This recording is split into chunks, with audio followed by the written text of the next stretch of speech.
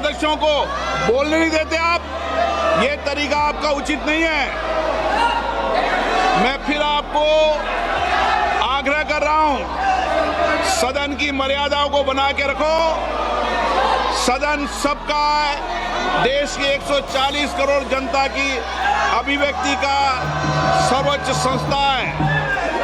आप इसी तरीके का आचरण व्यवहार करना चाहते हैं, ये देश देखेगा कि आपने प्रश्नकाल को नियोजित तरीके से बाधा पहुंचाई, तख्तियां लहराई, पर्चे फेंके, नारेबाजी करी। सदन की कार्रवाई आज 12 बजे तक के लिए स्थगित की जाती है। निकाल question number 101 Shri Dushyant Singh ji. 101 sir.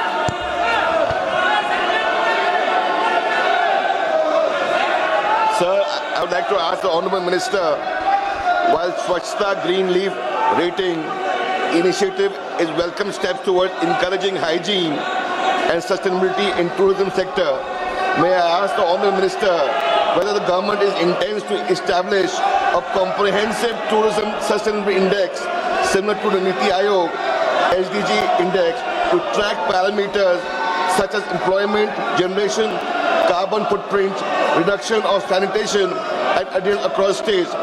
Furthermore, will the minister consider offering fiscal and regulatory incentives for wider adoption of the SGLR standard in the sector? Lastly, I would to ask the minister, is there any dashboard which the government is intends to put out which will help travelers to make their decision to stay at places?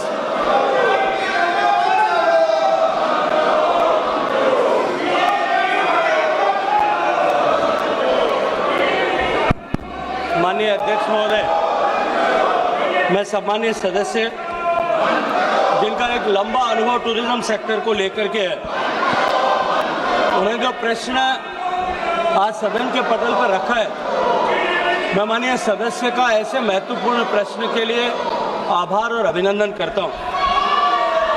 माननीय सभापति महोदय, माननीय प्रधानमंत्री जी ने mission life की अवधारणा, lifestyle for environment की अवधारणा हम सबको दी है कि हम प्रकृति और पर्यावरण के घटकों की सुरक्षा करते हुए, उनकी चिंता करते हुए अपना जीवन जिए।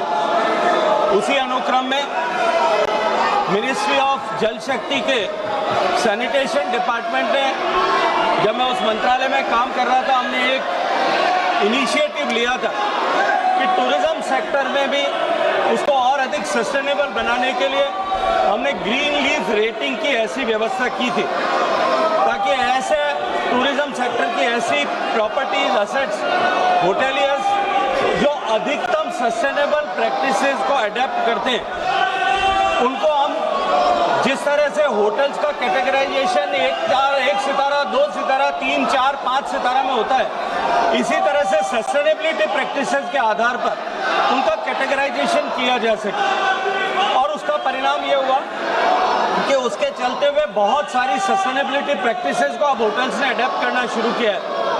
आप सब ने अनुभव किया होगा अपने आवा प्रवास के समय कि अब होटल्स ने लिनन को रीयूज करने के लिए कस्टमर से जो है उनका ध्यान आकर्षित करना प्रारंभ किया है। इसी तरह से आजकल प्लास्टिक बॉटल्स को एलिमिनेट करके लगभग सभी स्टार होटल्स ने अपने यहाँ ग्लास बॉटल्स, रीयूजेबल बॉटल्स को यूज करना शुरू किया।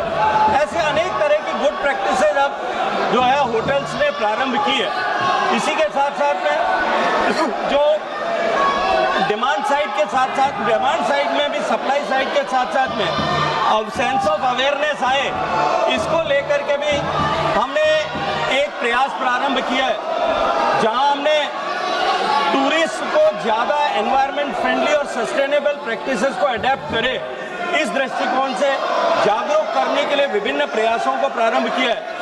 आज उसके भी कुछ स्तर तक परिणाम दिखाई देते हैं। हम राज्य सरकारों के साथ मिलकर के इसको और अधिक नीचे के गहराई तक ले जाने के लिए काम कर रहे हैं। माननीय सदस्य ने डैशबोर्ड बना करके भविष्य में इस तरह से इंसेंटिवाइज करने का सुझाव दिया है। मैं माननीय सदस्य के सुझाव का स्वागत करता हूं। निश्चित रूप से विचार करने के योग्य है।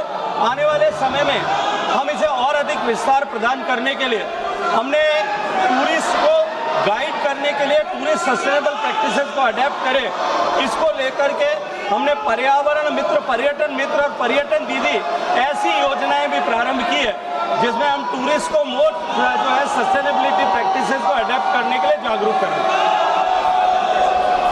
Sir, I would like to ask the second question. In light of the recent research published by the Nature Communication, which is a research foundation research paper, which finds that India, along with US and China, contribute to 60% increase in tourism-related carbon emission between 2009 to 19. May I ask, globally, may I ask the Honourable Minister, measures taken by the government to reduce environment impact on tourism sector, particularly through low carbon transport, energy efficient infrastructure and ecotourism promotion.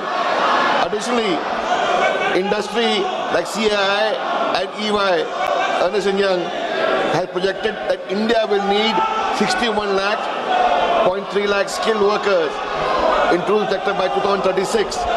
How does the ministry plan to ensure the growth of the sector and remain inclusive with targeting skilling and employment opportunities for women, scheduled caste, scheduled tribe and other backward regions, which will help to promote tourism and especially in the tourism states?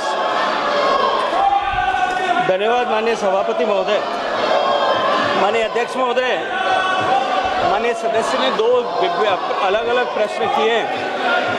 हालांकि दूसरे प्रश्न का मूल प्रश्न से संबंध नहीं है, लेकिन फिर भी मैं माननीय सदस्य की संतुष्टि के लिए उसका प्रत्युत्तर देना चाहता हूँ। पहले प्रश्न जो उन्होंने पूछा, मुझे लगता है कि मैंने अपने फर्स्ट सप्लीमेंट्री को रिप्लाई करते हुए विस्तार से उस विषय को रखा है कि हमने सस्टेनेबिलिटी को इंसेंटिवाइज करने, सस्टेनेबिलिटी प्रैक्टिसेस को अडेप्ट करने, डिमांड और सप्लाई दोनों साइड में, उसके लिए बहुत सारी प्रैक्टिसेस को प्रारंभ किया है। टूरिज्म मूलतः प्रारंभिक रूप से राज्य का विषय है, राज्य सरकारों ने भी इस पर बहुत सारे इनिशिएटिव लिए हैं। सिक्किम ने अपने यहाँ पर जिस तरह से जीरो प्लास्टिक की कॉन्सेप्ट के साथ में काम करना शुरू किया है, से बहुत सारे डेस्टिनेशंस में इस तरह के गुड प्रैक्टिसेस को अडेप्ट करने का प्रभाव दिखाई देता है। अभी हाल ही में माननीय प्रधानमंत्री जी के नेतृत्व में उत्तर प्रदेश में जो प्रयागराज का कुंभ आयोजित हुआ, 66 करोड़ लोग वहाँ गए, लेकिन मैं जिम्मेदारी के साथ में कह सकता हूँ पक्ष विपक्ष के सभी माननीय सांसदों ने वहाँ पर जो है कुंभ में स्नान किया होगा, लेकिन कुंभ में जीरो प्लास्टिक उपयोग किया गया और प्लास्टिक वेस्ट वहाँ कलेक्ट नहीं हुआ। अगर हम सब लोग मिलकर के प्रयास करते हैं, निश्चित रूप से उसका परिणाम आता है। दूसरा, माननीय सदस्य ने एम्प्लॉयमेंट को लेकर के बात किया कि आने वाले समय में जो है स्किल्ड वर्कफोर्स की आवश्यकता पड़ेगी।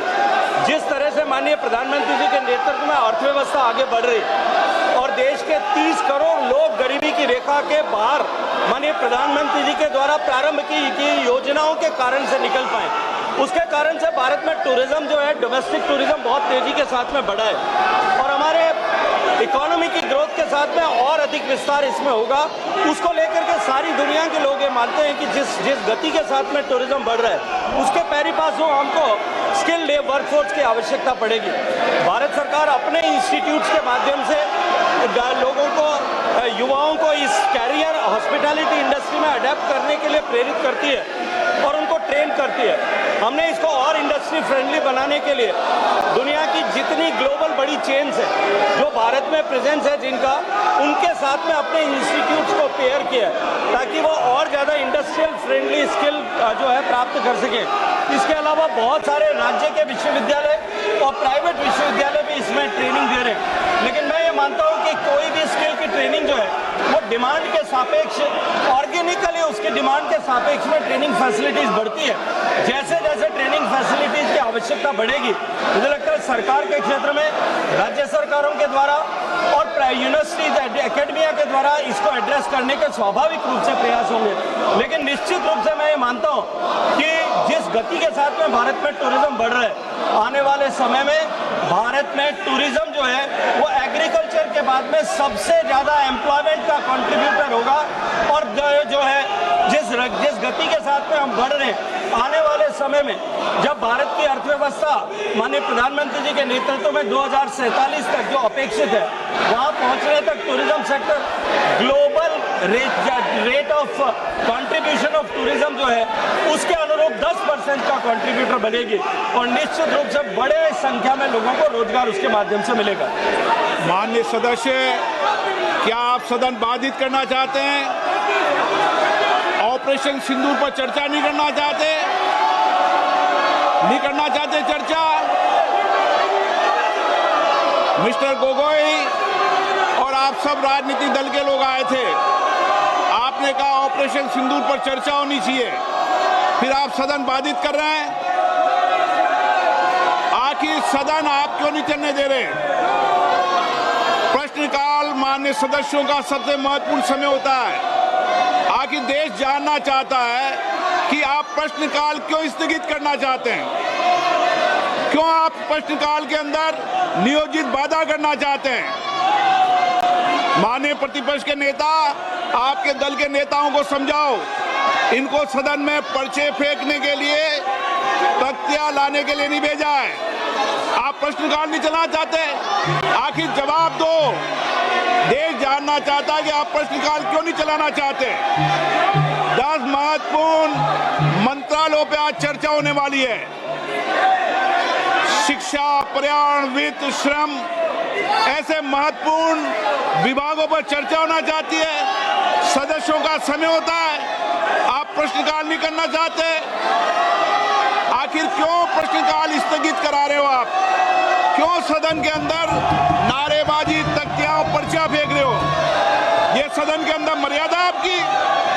देश देखना चाहता है कि आप नियोजित तरीके से सदन को बाधित करते हैं, संसद की मर्यादाओं को गिराते हैं, गरिमा को गिराते हैं।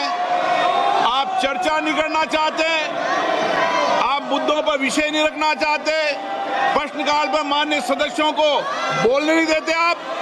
ये तरीका आपका उचित नहीं है। मैं फिर आपको आग्रह कर रहा हूं, सदन की मर्यादाओं को बना के रखो।